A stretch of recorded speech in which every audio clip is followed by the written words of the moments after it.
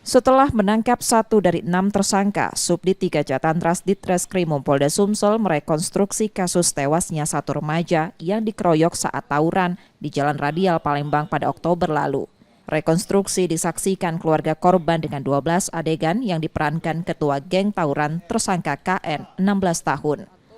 Terungkap, KN bersama kelompoknya mendatangi kelompok korban dan melakukan penyerangan. Korban yang saat itu terjatuh dikeroyok tersangka dan 5 temannya menggunakan senjata tajam.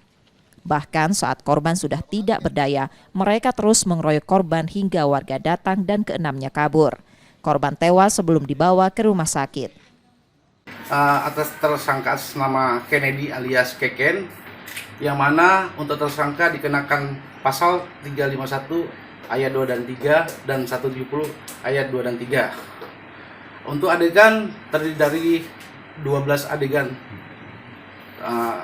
Tujuan rekonstruksi untuk membuat terang benderang suatu tindak pidana. Sambil melengkapi berkas perkara tersangka KN, polisi juga tengah melakukan pengejaran pada tersangka lainnya. Reski Oktora, Muklas Diferensial, Kompas TV, Palembang, Sumatera Selatan.